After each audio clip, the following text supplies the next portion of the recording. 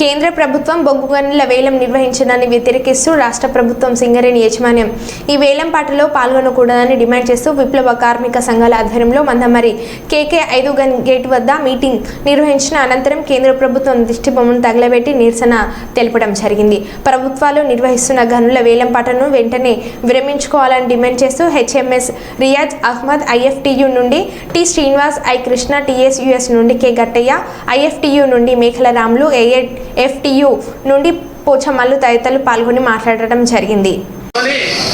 దేశంలో ఉన్నటువంటి 60 బొగ్గు గనుల బ్లాకుల్ని వేల వేస్తా ఉన్నాడు. ఇది మన దౌర్భాగ్యం. అందుకే దేశభక్తి, బీజేపీ దేశభక్తి అంటే పరిశ్రమల్ని కాపాడటం కాదు, పరిశ్రమలు వేల వేయటం, కార్పొరేట్ సంస్థలకు అప్పచెప్పటం, వాళ్ళ సంపద లాభాలను పెంచడం అనేటువంటి వాళ్ళ ధ్యేయం. మనం తెలంగాణ ఈ 10 సంవత్సరాల కాలంలో సింగరేణి ఏదైతే అనుకుంటే విధ్వంసం జరిగింది.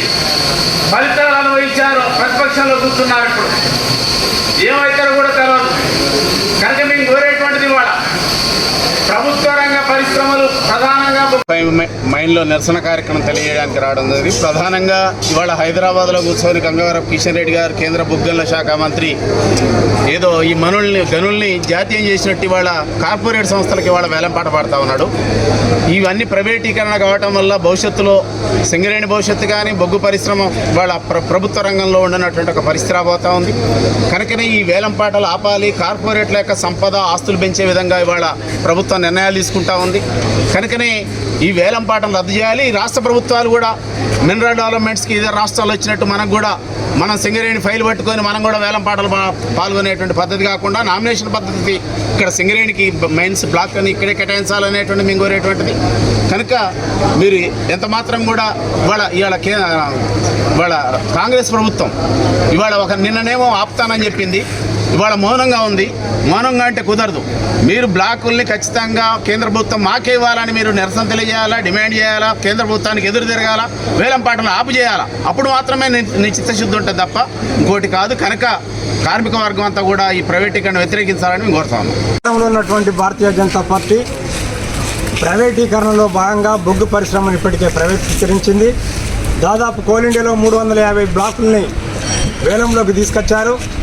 గత సంవత్సరం కూడా సింగరేణి ఏదైతే గుర్తించిందో 4 బొగ్గు బ్లాకుల్ని కూడా ఈ వేలంలోకి తీసుకురావడానికి ప్రయత్నం చేయడం జరిగింది. కానీ ఈ ప్రయత్నాన్ని సింగరేణిలో ఉన్నటువంటి అన్ని కార్మిక సంఘాలు, కార్మికులు ముక్తకంఠంతో వ్యతిరేకించడం ద్వారా ఇంతకాలం అది వాయిదా పడుతూ వచ్చినటువంటి విషయం. కానీ ఇవాళ కొత్తగా రాష్ట్రంలో అధికారంలో వచ్చినటువంటి కాంగ్రెస్ ప్రభుత్వం, ముఖ్యమంత్రి రేవంత్ రెడ్డి ఆ రోజు ప్రతిపక్షంగా ఉన్నప్పుడు ఇదే కార్మిక సంఘాలు చేసినటువంటి ఆందోళనకు పూర్తి మద్దతు ఇచ్చినటువంటి విషయం ప్రజలందరికీ కూడా తెలుసు.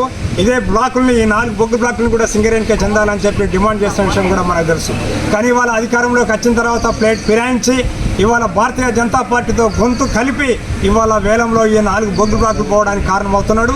కనుక సింగరేణి సమాజం, సింగరేణి కార్మిక సంఘాలు, సింగరేణి కార్మికులంతా కూడా వ్యతిరేకించాలి.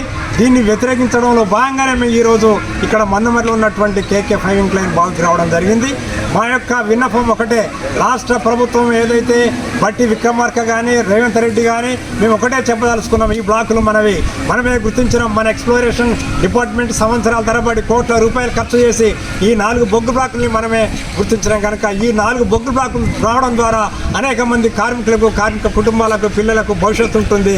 ఇది ప్రైవేట్ పరం పోయినట్టయితే ఎలాంటి అనుభవం లేనటువంటి కంపెనీలు ఈ వేలంలో పాల్గొని అనేక రకాలుగా ప్రమాదాలకు కారణమవుతారు. ఇప్పటికే మనం అనేక పేటల యాక్సిడెంట్లతోనే అనేక మంది కార్మికుల్ని కోల్పోతున్నాం. కనుక ఈ ఎలాంటి అనుభవం లేనటువంటి కంపెనీలు పాల్గొంటున్నాయి. కనుక మీరు కూడా ఎట్టి పరిస్థితుల్లో కూడా దీంట్లో పాల్గొనద్దు. ఈ బ్లాకులు మనకే చెందే విధంగా అసెంబ్లీలో తీర్మానం చేయాలి. రాష్ట్ర ప్రభుత్వాన్ని కూడా ఒప్పించాలని చెప్పి అధికారుల సంఘానికి, ఈ రాష్ట్రంలో ఉన్నటువంటి CNM ఉన్నటువంటి బలరాం నాయక్ గారికి కూడా మేము ప్రత్యేకించి విజ్ఞప్తి చేస్తున్నాం.